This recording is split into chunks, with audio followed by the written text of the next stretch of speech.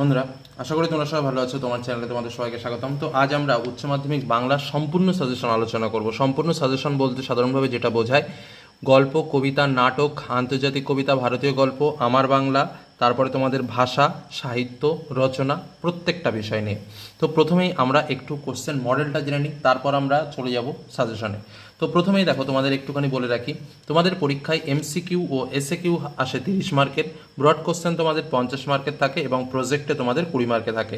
তো এমসিকিউ এবং এসএকিউ এর জন্য আমি তোমাদের যেটা বলবো সেটা হচ্ছে প্রত্যেকটা গল্প, কবিতা, নাটক, ভাষা, সাহিত্য প্রত্যেকটা জায়গা থেকে শর্ট টাইপের কোশ্চেনগুলো পুঙ্খানুপুঙ্খভাবে পড়তে হবে।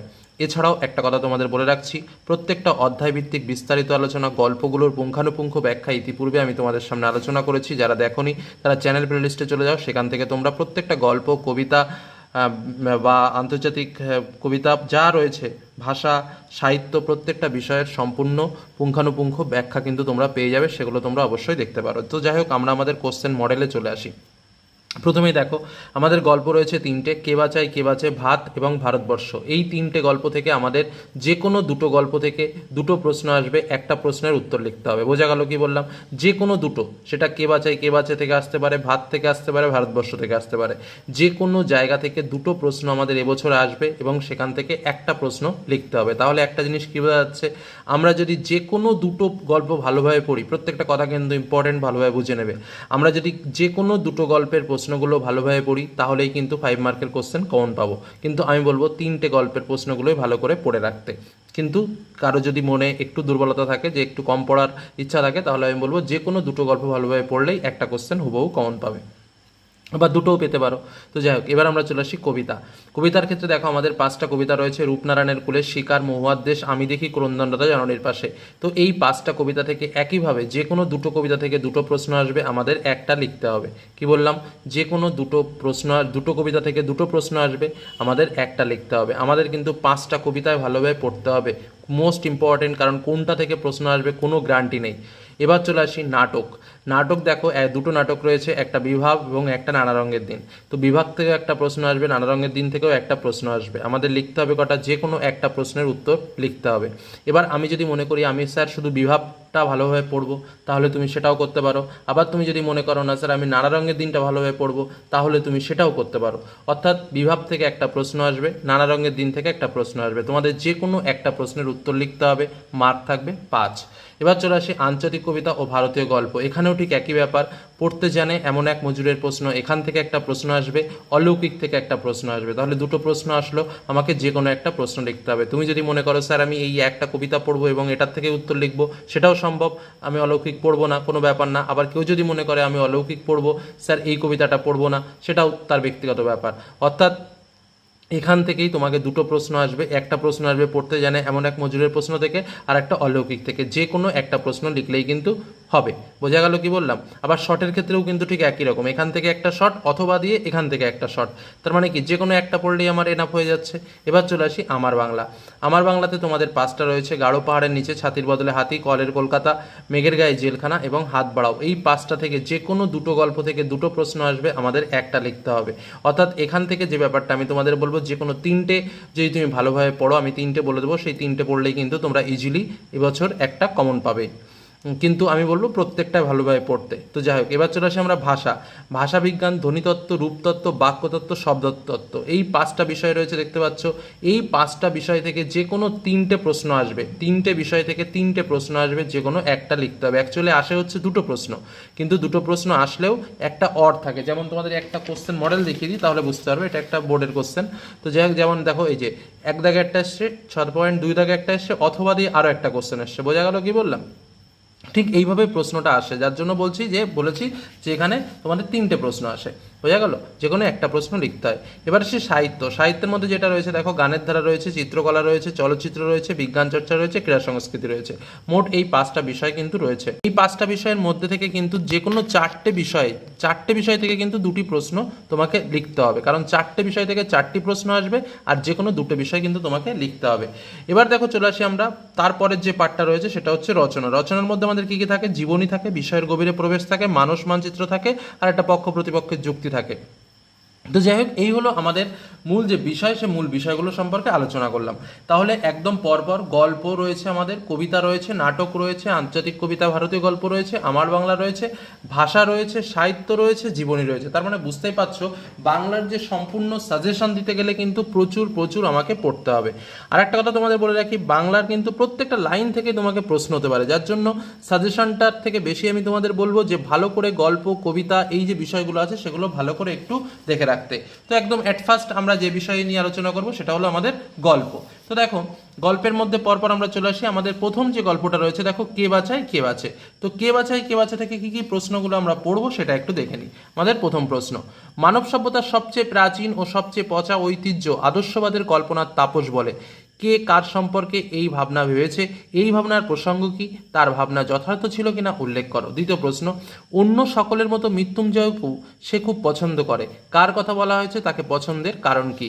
3 নম্বর প্রশ্ন, সেদিন আপিস যাবার পথে মৃত্যুঞ্জয় প্রথম মৃত্যু দেখলো, অনাহারে মৃত্যু। মৃত্যুঞ্জয়কে অনাহারে মৃত্যু দেখে তার প্রাথমিক প্রতিক্রিয়া কেমন ছিল। পরের কোশ্চেন, মৃত্যুঞ্জয়ের বাড়ির অবস্থা শোচনীয়, মৃত্যুঞ্জয়ের পরিচয় দাও, তার বাড়ির অবস্থা শোচনীয় কেন। পরবর্তী প্রশ্ন, সেদিনের পর থেকে মৃত্যুঞ্জয়ের মুখ বিষণ্ণ গম্ভীর হয়ে আছে, কোন দিনের ইঙ্গিত দেওয়া হয়েছে, সেদিনের পর থেকে মৃত্যুঞ্জয়ের মুখ কেন বিষণ্ণ গম্ভীর হয়ে গিয়েছিল। পরের কোশ্চেন, গল্প অবলম্বনে মৃত্যুঞ্জয়ের চরিত্র বিশ্লেষণ করো। আরও দুটো একটা প্রশ্ন রয়েছে, যেটা হচ্ছে গল্পের নামকরণের সার্থকতা বিচার করো এবং ছোট গল্প হিসেবে কতখানি সার্থক সেটি আলোচনা করো। পরের কোশ্চেন, আমাকে খেতে দাও বক্তাকে তার চরিত্রের বর্ণনা করো, বা তার আজ এমন হবার কারণ কি। পরের প্রশ্ন, দরদের চেয়ে ছোঁয়াচে কিছুই নেই জগতে, কোন প্রসঙ্গে কথা বলা হয়েছে, মন্তব্যটির তাৎপর্য ব্যাখ্যা করো। নেক্সট কোশ্চেন, দারুণ একটা হতাশা জেগেছে ওর মনে হতাশা জেগেছিল কেন, সেই হতাশার কারণ ও পরিণতি সম্পর্কে লেখো। এই যে প্রশ্নগুলো বললাম, এই প্রশ্নগুলো কে বাঁচায় কে বাঁচে থেকে মোস্ট ইম্পর্ট্যান্ট, এবং এগুলো কিন্তু খুবই ভালো করে পড়বে, কারণ এখান থেকেই কিন্তু প্রশ্ন আসতে চলেছে।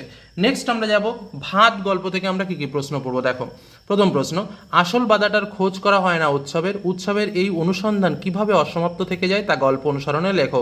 দ্বিতীয় প্রশ্ন, ডাক্তাররা বলে দিয়েছে বলেই তো আজ এই যজ্ঞিহোম হচ্ছে কেন, যজ্ঞিহোমের বিবরণ দাও। পরবর্তী কোশ্চেন, ছোট গল্প হিসেবে মহেশ্বরা দেবীর ভাত কতখানি সার্থক আলোচনা করো। পরবর্তী কোশ্চেন, উৎসবের মাথায় এখন বুদ্ধি স্থির, সে জানে সে কি করবে, উৎসবের পরিচয় দাও, সে কি করেছিল, তার কৃতকর্মের ফল কি।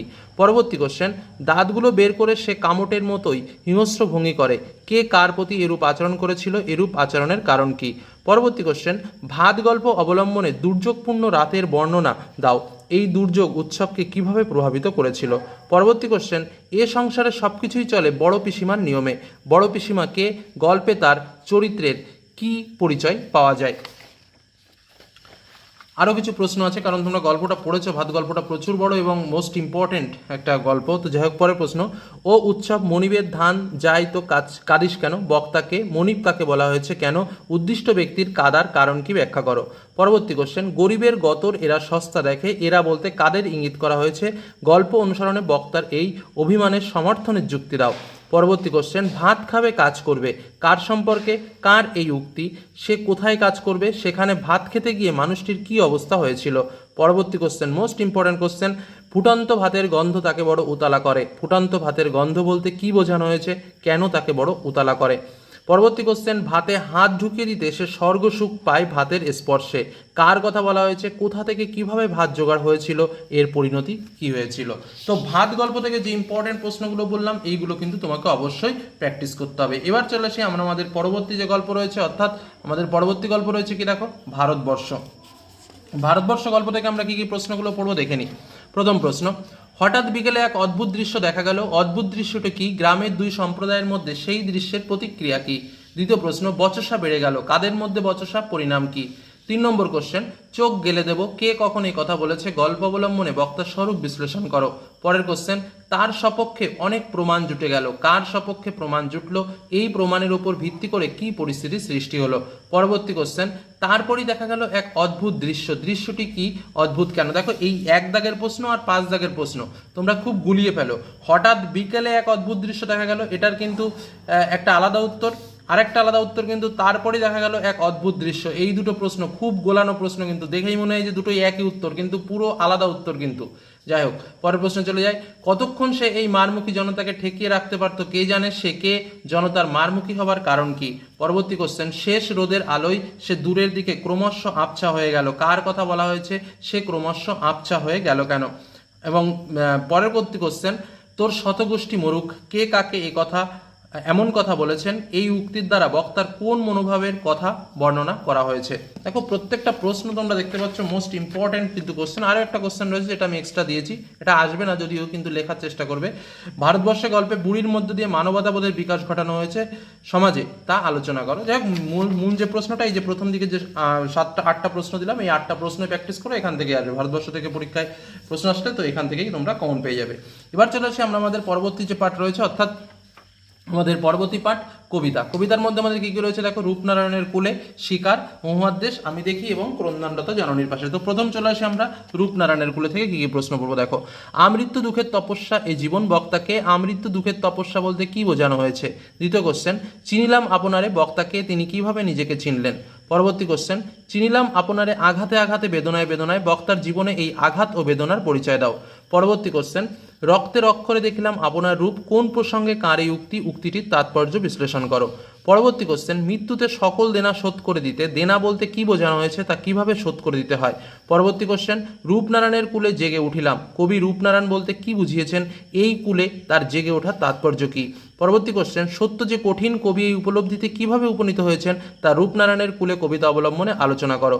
পরের কোশ্চেন, সে কখনো করে না বঞ্চনা, সে বলতে কাকে বোঝানো হয়েছে, এই ভাবনায় কবি কিভাবে উপনীত হয়েছেন? তো এই হলো রূপনারায়ণের কুলে কবিতা থেকে মোস্ট ইম্পর্টেন্ট কোশ্চেন। তোমাদের আরো একটা কথা বলে রাখি, এই যে গল্পগুলো, এই যে কবিতাগুলো, প্রত্যেকটা গল্প কবিতার অক্ষরভিত্তিক ব্যাখ্যাগুলো যদি তোমরা একবার দেখে নিতে পারো, যে কোনো প্রশ্নের উত্তর নিজেরা কিন্তু লিখতে পারবে। কারণ আমি যেভাবে তোমাদের ব্যাখ্যা করে শিখিয়েছি, কারণ তোমরা যারা এখনও এই ক্লাসগুলো করোনি বা এই ভিডিওগুলো দেখোনি, তাদের বলবো যেন চ্যানেল প্লেলিস্টে গিয়ে কবিতা এবং গল্পের সম্পূর্ণ ব্যাখ্যাগুলো তোমরা একবার দেখে নাও, দেখবে প্রত্যেকটা কোশ্চেনের উত্তর তোমরা নিজেরাই লিখতে পারছো। যাক, চলে যাই আমরা আমাদের পরবর্তী কবিতা যেটা রয়েছে শিকার। তো শিকার কবিতা থেকে কি প্রশ্ন পড়বো একটু দেখে নিই। প্রথম প্রশ্ন, শিকার কবিতায় কবির প্রাকৃতিক সৌন্দর্য ও জীবনের অসহায়তার যে পরিচয় দিয়েছেন তা নিজের ভাষায় বর্ণনা করো। পরবর্তী কোশ্চেন, শিকার কবিতায় কারা কার শিকার করলো এবং কিভাবে? পরবর্তী কোশ্চেন, শিকার কবিতায় রোগা শালিকের বিবর্ণ ইচ্ছা বলতে কি বোঝানো হয়েছে? পরের কোশ্চেন, একটি তারা এখনও আকাশে রয়েছে, কবির বর্ণনায় তারা স্বরূপ ব্যাখ্যা করো। পরবর্তী কোশ্চেন, একটা অদ্ভুত শব্দ, কিসের শব্দ, এর ফল কি হলো? পরবর্তী কোশ্চেন, আগুন জ্বললো আবার, কিসের আগুন, কিভাবে জ্বললো বর্ণনা করো। পরবর্তী কোশ্চেন, শিকার কবিতায় ভোরের যে বর্ণনা রয়েছে তা নিজের ভাষায় লেখো। লাস্ট কোশ্চেন, এসেছে সে ভোরের আলোয় নেমে, কিভাবে ভোরের আলোয় নেমে এসেছে এবং কেন? সে কিভাবে ভোরের আলোয় নেমে এসেছে এবং কেন?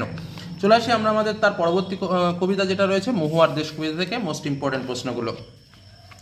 প্রথম প্রশ্ন, গলিত সোনার মতো উজ্জ্বল আলোর স্তম্ভ আর আগুন লাগে জলের অন্ধকারে ধূসর ফেনায়, কোন পরিস্থিতিতে কবির এই উক্তি, এই পরিস্থিতি কবির কেন মনে হয়েছে? পরবর্তী কোশ্চেন, আমার ক্লান্তির ওপর ঝরুক মহুয়ার ফুল, ক্লান্তির কারণ কি, কবি কিভাবে তা দূর করতে চান?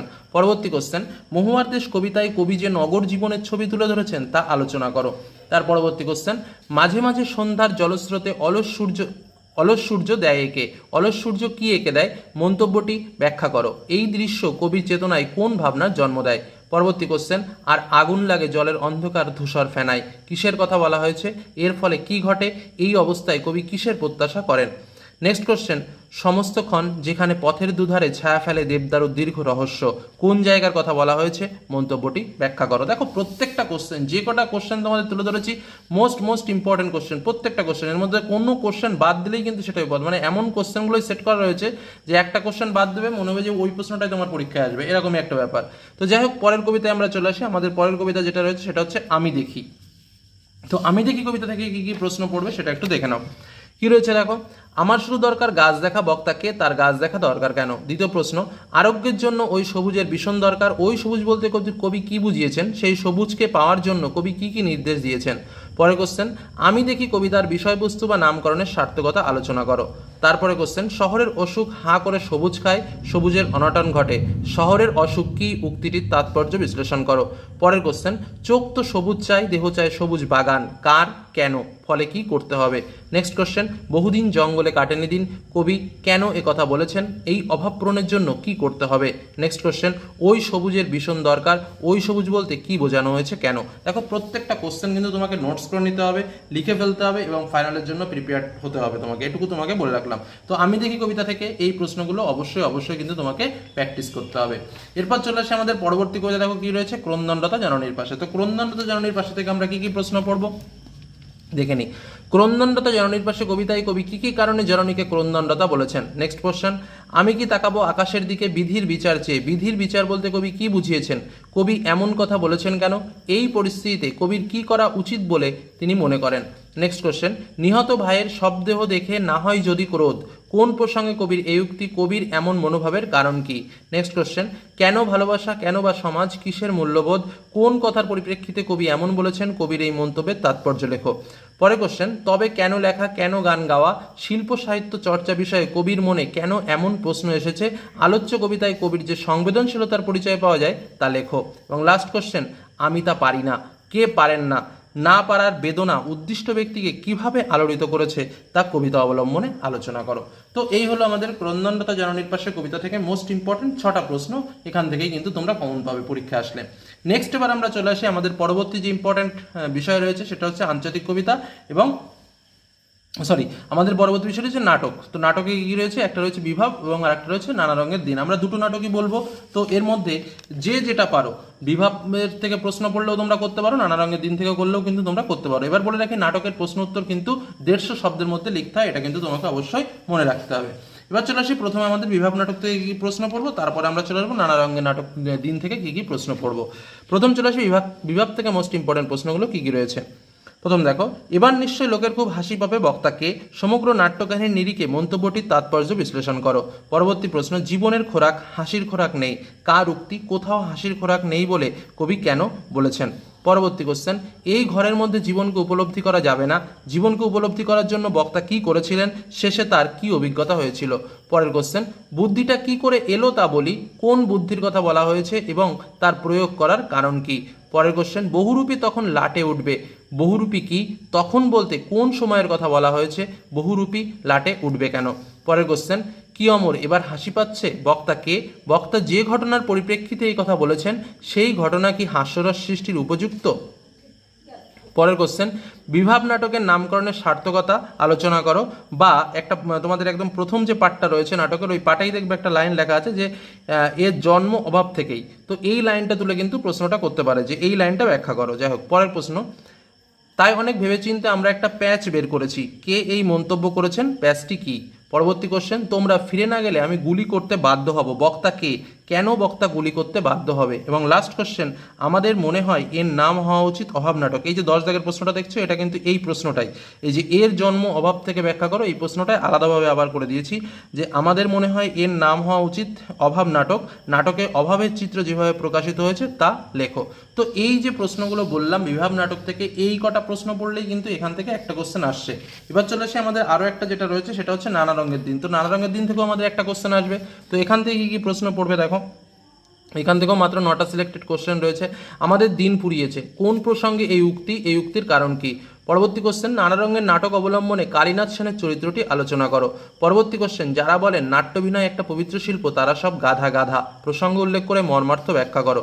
পরবর্তী কোশ্চেন, আমার প্রতিভা এখনো মরেনি, শরীরে যদি রক্ত থাকে সেই রক্তে মিশে আছে প্রতিভা, এই মন্তব্যের বক্তাকে তার চরিত্র আলোচনা করো।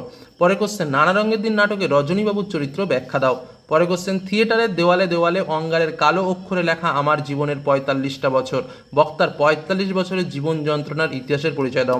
মোস্ট ইম্পর্টেন্ট কোশ্চেন, এই কোশ্চেনটা বলে রাখলাম। পরে কোশ্চেন, শিল্পকে যে মানুষ ভালোবেসেছে তার বার্ধক্য নেই কালীনাথ, মন্তব্যটির তাৎপর্য ব্যাখ্যা করো। নেক্সট কোশ্চেন, পুরনো দিনের কথা ভুলে যান, কার উক্তি, কেন। লাস্ট কোশ্চেন, একদিন একটা মেয়ে থিয়েটার দেখে প্রেমে পড়লো আমার, বক্তার জীবনে মেয়েটির প্রভাব আলোচনা করো। এই নানা রঙের দিন নাটকটা একটা বিস্তৃত নাটক এবং প্রচুর সুন্দর একটা নাটক। যাই হোক, তো এই নাটক থেকে খুবই সিলেক্টেড প্রশ্ন দেওয়া হয়েছে, এখানে 9টা প্রশ্ন, এই 9টা প্রশ্ন কিন্তু তোমাকে পড়তেই হবে।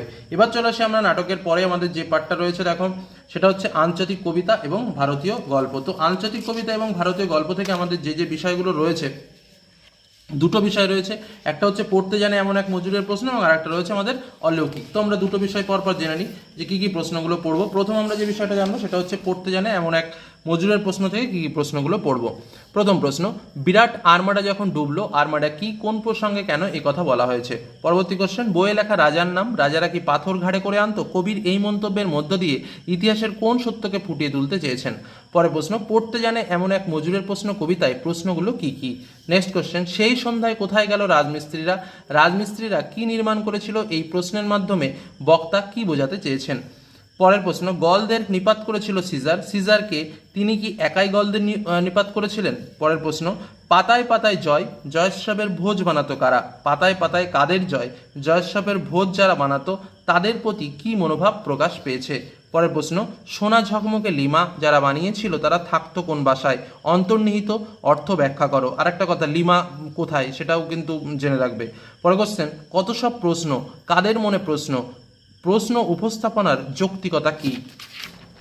আর তোমাদের একটা কথা বলি, এই যে পড়তে জানে এমন এক মজুরের প্রশ্ন, এই কবিতায় কিছু কিছু টিকা টাইপের বিষয় আছে, যেমন এই যে আরমাডা, তারপরে তোমার ওই যে কি যেন একটা ভোজ, জয়োৎসবের ভোজ, তারপরে গল, সিজার, এই যে শব্দগুলো, হ্যাঁ, তারপরে লিমা, এই যে শব্দগুলো, প্রেডারিক, এই শব্দগুলো পাবে। এই শব্দগুলোর কিন্তু ব্যাখ্যাগুলো জেনে রাখবে, কারণ এটা এসএ কিউতেও খুব আসে এবং এই যে বড় কোশ্চেন দেখতে পাচ্ছ এর সঙ্গে জয়েন্ট আকারেও কিন্তু দিয়ে দেয়। তো যাই হোক, পরের কোশ্চেনে চলে যাই আমরা। অলৌকিক থেকে কি কি প্রশ্নগুলো আমরা পড়বো একটু দেখে নিই। গল্পটা মনে পড়লে হাসি পেত, কোন গল্প। এই গল্পের প্রতি লেখকের বিশ্বাস জন্মানোর কারণ কি। পরবর্তী প্রশ্ন, এগোবার উপায় নেই, গুরু গভীর সমস্যায় পড়লেন, গুরুর পরিচয় দাও, তিনি কোন কেন সমস্যায় পড়লেন, সমাধান কিভাবে হলো। পরের কোশ্চেন, গল্পটা বার কয়েক গুরুদ্বারতেও শুনেছি, কে শুনেছে, কোন গল্প, গল্পটা কি। পরবর্তী প্রশ্ন, গল্পটা আমাদের স্কুলে শোনানো হলো, কোন গল্প, গল্প শুনে শ্রোতার প্রতিক্রিয়া কি। পরবর্তী কোশ্চেন, এটাকে ভগবানের অভিপ্রায় বলেই মেনে নাও, বক্তাকে তিনি কথাটি কখন বলেছিলেন, ভগবানের অভিপ্রায় বলতে কি বোঝানো হয়েছে। পরে কোশ্চেন, পাঞ্জা সাহেবে পৌঁছে এক আশ্চর্য ঘটনার কথা জানতে পারি, ঘটনাটির বর্ণনা দাও। পরবর্তী কোশ্চেন, আমার চেঁচিয়ে উঠতে ইচ্ছা করতো, কার কেন চেঁচিয়ে উঠতে ইচ্ছা করতো। পরে কোশ্চেন, আমি কাফেরের শিষ্যকে এক গণ্ডুসও জল দেব না, কাকে, কে, কেন কাফের বলেছেন, বক্তার মানসিকতা ব্যাখ্যা করো। এবং লাস্ট কোশ্চেন, ঠিক হলো ট্রেনটা থামানো হবে, কোন ট্রেন, কিভাবে থামানো হবে। এখানে 9টা প্রশ্ন দেওয়া হয়েছে অলৌকিক যে গল্পটা রয়েছে আমাদের এই অলৌকিক থেকে। তো এটা ভালো করে পড়লেই, এই প্রশ্নগুলো পড়লেই কিন্তু এখান থেকে একটা কোশ্চেন। তো তোমাদের বলে রাখি, যে কোনো একটা পড়তে জানে এমন এক মজুরের প্রশ্ন থেকেও একটা, অলৌকিক থেকেও একটা, যে যেটা পারো সেটাই ভালো করে পড়ো। এবার চলে আসি আমার বাংলা থেকে যে গল্পগুলো রয়েছে, প্রত্যেকটা গল্পভিত্তিক আলোচনা কিন্তু আমরা এবার আমার বাংলা থেকে করব। তো প্রথমে আমাদের রয়েছে কি, দেখো প্রথমে আমাদের রয়েছে হচ্ছে গাঢ় পাহাড়ের নিচে। তো গাঢ় পাহাড়ের নিচে থেকে কি কি প্রশ্নগুলো আমরা পড়বো দেখে নিই। মাত্র 4টে প্রশ্ন গাঢ় পাহাড়ের নিচে থেকে রয়েছে। কি কি, প্রজারা বিদ্রোহী উঠলো, প্রজাদের নেতাকে, তাদের বিদ্রোহী ওঠার কারণ কি। দ্বিতীয় প্রশ্ন, কিন্তু হাতি ব্যাগার আর চললো না, হাতি ব্যাগার কি, তা আর চললো না কেন। তৃতীয় প্রশ্ন, গাঢ় পাহাড়ের নিচে যারা বাস করে তাদের জীবনযাত্রার বর্ণনা দাও। চতুর্থ কোশ্চেন, হাজং শব্দের অর্থ কি, হাজংদের পরিচয় দাও। জাস্ট এই 4টে কোশ্চেন পড়লেই, যদি গাঢ় পাহাড় নিচে থেকে প্রশ্ন আসে তো এটার মধ্যে দিয়েই তোমরা কমন পাবে। পরবর্তী কোশ্চেন আমরা চলে আসি, দেখো কি রয়েছে, ছাতির বদলে হাতি। যাই হোক, আগে মেঘের গায়ে জেলখানাটা একটু বলে নিই, এটা একটু বলে নিই, তারপরে ওটা বলছি। তো মেঘের গায়ে জেলখানা থেকে কি প্রশ্ন আসবে দেখো। আজ ইংরেজ নেই, তবু আগের ব্যবস্থায় বহাল আছে বক্সাই, কোন ব্যবস্থার কথা বলা হয়েছে। যখন বক্সাই ইংরেজরা বন্দি শিবির তৈরি করেছিল তখন সেখানকার পরিবেশ কেমন ছিল। তারপরে প্রশ্ন, এ হচ্ছে এক বিশেষ জেলখানা, কোন জেলখানার কথা বলা হয়েছে, সেই জেলখানার বিশেষত্ব কি। পরে কোশ্চেন, মেঠো রাস্তার ওপর দিয়ে কাতারে কাতারে চলেছে মানুষ, লেখক কখন কোথায় এই দৃশ্য দেখেছিল, সেদিন আর কোন কোন দৃশ্য দেখেছিলেন লেখক। পরবর্তী কোশ্চেন, রচনায় জেলের সাধারণ কয়েদিদের ওপর জেল কর্তৃপক্ষ এবং জেল কর্মচারীদের অত্যাচার বর্ণনা করো। মানে মেঘের গায়ে জেলখানা রচনায় জেলের সাধারণ কয়েদিদের ওপর জেল কর্তৃপক্ষ এবং জেল কর্মচারীদের অত্যাচার বর্ণনা করো। মেঘের গায়ে জেলখানা থেকেও মাত্র 4টে প্রশ্ন সিলেক্টেড করা হয়েছে। এই 4টে প্রশ্ন পড়লেই কিন্তু আশা করছি যে এখান থেকে প্রশ্ন আসলে একটা কোশ্চেন কমন পাবে। এবার চলে আসি আমরা আমাদের পরবর্তী যে গল্পটা রয়েছে, দেখো ছাতির বদলে হাতি, মোস্ট ইম্পর্টেন্ট একটা গল্প। এখান থেকেও 4টে প্রশ্ন সিলেকশন করে দেওয়া হয়েছে। প্রথম প্রশ্ন, চেংম্যানের মাথায় আকাশ ভেঙে পড়লো, চেংম্যান কে, তার মাথায় আকাশ ভেঙে পড়েছিল কেন। পরবর্তী কোশ্চেন, চেংম্যান বুঝতে পারে যে সে ইঁদুর কলে পড়েছে, চেংম্যান কে, তার এই চিন্তার কারণ কি। পরবর্তী কোশ্চেন, একদিকে আরও একরকম প্রথা আছে, নানাকার প্রথা, নানাকার প্রজাদের অবস্থা কেমন ছিল, পরে তাদের অবস্থার কেমন পরিবর্তন হয়েছিল। পরের কোশ্চেন, তাতে চেংম্যানের চোখ কপালে উঠলো, তাতে বলতে কোন বিষয়ের প্রতি ইঙ্গিত করা হয়েছে, কি কারণে চেংম্যানের চোখ কপালে উঠেছিল। এবার চলে আসি আমাদের আরও একটা গল্প যেটা রয়েছে, সেটা হচ্ছে কলের কলকাতা। তো কলের কলকাতা আমরা কি কি বললাম দেখো একটু বলে নিই। গাঢ় পাড়ের নিচে প্রশ্নগুলো বললাম, ছাতির বদলে হাতিটা বললাম, মেঘের গায়ে জেলখানা বললাম। এবার কলের কলকাতা বলছি, তারপরে হাত বাড়াও বলছি। তাহলে কলের কলকাতা থেকে কি কি প্রশ্নগুলো পড়বো দেখো। হঠাৎ একদিন খেপে উঠলো কলের কলকাতা, কলকাতার খেপে ওঠার কাহিনী সংক্ষেপে লেখো। পরে প্রশ্ন, চেয়ারের উপরে যিনি বসে আছেন তাকে দেখে নিজের চোখকে বিশ্বাস হচ্ছিল না। কে চেয়ারের উপর বসেছিলেন, লেখক তাকে কোথায় দেখেছিলেন, লেখকের শেষ স্থান দেখার অভিজ্ঞতা বর্ণনা করো। পরবর্তী কোশ্চেন, বাস রেখি আজব শহর, বক্তা কে, তার চোখে শহর কেমন ছিল। অথবা এই প্রশ্নটাকে ঘুরিয়ে দিতে পারে, কলের কলকাতার রচনায় লেখক রাস্তায় ঘুরে ঘুরে যা দেখেছিলেন তার পরিচয় দাও, যে চিত্র দেখেছিলেন তার পরিচয় দাও। পরে কোশ্চেন, সে গল্প বলেছিলেন মোনা ঠাকুর, সে গল্প বলতে কোন গল্পের কথা বলা হয়েছে, গল্পটি সংক্ষেপে লেখো। পরে কোশ্চেন, বছর পাঁচেক পর নিজের চোখে দেখলাম সেই আজব শহরকে, কার দেখার কথা বলা হয়েছে, আজব শহরের কোন দৃশ্যের কথা বক্তার চোখে ধরা পড়েছে। পরে কোশ্চেন, অমনি মনের মধ্যে গুনগুনিয়ে উঠল মার কাছে শেখা গান, লেখক কি গান শুনেছিলেন মায়ের কাছ থেকে, কোন প্রসঙ্গে লেখক এই উক্তি করেছেন। পরে কোশ্চেন, গল্প অবলম্বনে লেখকের জেলখানা ভ্রমণের বর্ণনা দাও। লাস্ট কোশ্চেন, কলকাতায় এসে লেখক যে পাড়ায় উঠেছিলেন সেই পাড়ার বর্ণনা দাও। তো কলের কলকাতা থেকে কিন্তু এই প্রশ্ন কটা তোমাকে অবশ্যই পড়তে হবে, মোস্ট ইম্পর্ট্যান্ট একটা গল্প এবং খুবই বড়, তোমাকে এটা ভালো করে পড়তে হবে। নেক্সট আমাদের আরেকটা রয়েছে হাত বাড়াও। তো হাত বাড়াও থেকে কি প্রশ্ন পড়বে দেখো, সরু লিকলিকে আঙ্গুল দিয়ে সেসব খুনিদের সে শনাক্ত করেছে, কার শনাক্ত করার কথা বলা হয়েছে, কাদের কেন খুনি বলা হয়েছে। পরবর্তী কোশ্চেন, তোমরা হাত বাড়াও তাকে সাহায্য করো, কোন প্রসঙ্গে কথাটি বলা হয়েছে, তাকে সাহায্য করার কথা বলা হয়েছে কেন। পরে কোশ্চেন, হাত বাড়াও রচনা অংশে লেখক কি বোঝাতে চেয়েছেন তা নিজের ভাষায় লেখো। পরে কোশ্চেন, কিন্তু আজও সেই দুটো জ্বলন্ত চোখ আমাকে থেকে থেকে পাগল করে, কোন প্রসঙ্গে এই কথা বলেছেন, ঘটনা প্রসঙ্গে লেখকের প্রতিক্রিয়া ব্যাখ্যা করো। তো এই যে প্রশ্নগুলো বললাম, আমার বাংলা যে তোমাদের সহায়ক গ্রন্থ রয়েছে সেখান থেকে 5টা গল্পের প্রত্যেকটা সেটের প্রশ্নগুলো আমি তোমাদের শেয়ার করলাম। দেখো এবার কিন্তু তোমাদের বেশি পড়তেই হবে, কিচ্ছু করার নেই। আর এবার বেশি পড়ার কারণ কি, হ্যাঁ কোনো সাজেশন ওইভাবে হবে না, কিন্তু শুধুমাত্র কোন কোন প্রশ্নগুলো ইম্পর্টেন্ট, কোন কোন প্রশ্নগুলো তোমরা পড়বে সেগুলো কিন্তু তোমাদের সামনে শেয়ার করছি।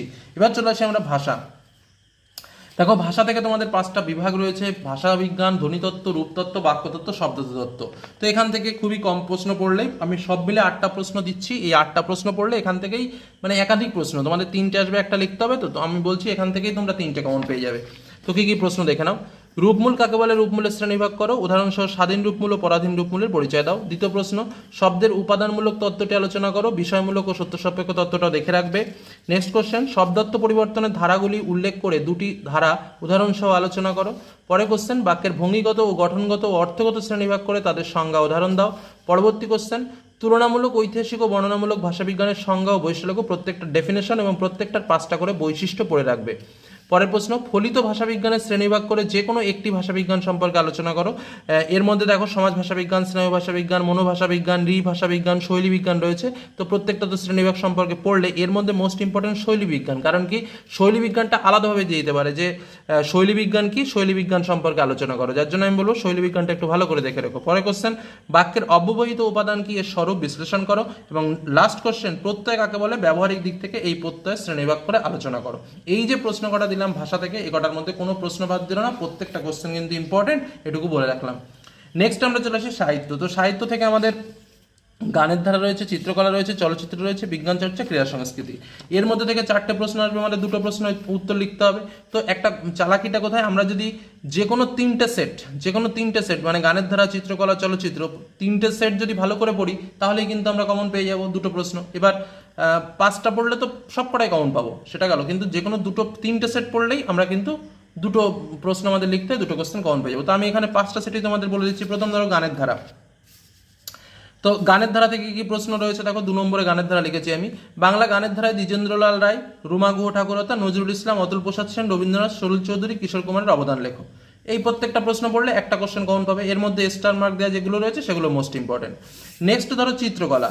তো চিত্রকলার প্রশ্নে কি রয়েছে, বাংলা চিত্রকলার ইতিহাসে নন্দলাল বসু, অবনীন্দ্রনাথ ঠাকুর, যামিনী রায়, রামকিঙ্কর বেশ, গগনেন্দ্রনাথ ঠাকুর, জয়নাল আবেদিন, বিনোদ বিহারী মুখোপাধ্যায়ের ভূমিকা লেখো।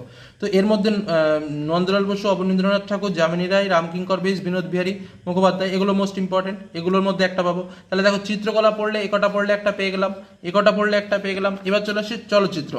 দেখো পরপর সিস্টেমটা বুঝে নাও। চলচ্চিত্র থেকে কি পড়তে হবে দেখো, বাংলা চলচ্চিত্রে সত্যজিৎ রায়, তপন সিংহ, ঋত্বিক ঘটক, নিউ থিয়েটার্স অবদান, নিউ থিয়েটার্স, আর একটা হচ্ছে মৃণাল রায়ের ভূমিকা লেখো। তাহলে এই প্রশ্ন কটা পড়লেও একটা কোশ্চেন পাবো, মানে দেখো 3টে কোশ্চেন হয়ে গেল। আমি যদি মনে করি, এবার দেখো তারপর একটা দেখো, বিজ্ঞান চর্চা, বিজ্ঞান চর্চা থেকে কি প্রশ্ন পড়বো? বাংলার বিজ্ঞান চর্চার ইতিহাসে মেঘনাদ সাহা, জগদীশচন্দ্র বসু, চিকিৎসা বিজ্ঞানে নীলরতন সরকার, কাদম্বিনী বসু, প্রফুল্লচন্দ্র রায়, সত্যেন্দ্রনাথ বসুর ভূমিকা লেখো। এর মধ্যে স্টারগুলো ইম্পর্টেন্ট, অর্থাৎ মেঘনাদ সাহা, নীলরতন সরকার, ওদিকে কাদম্বিনী বসু।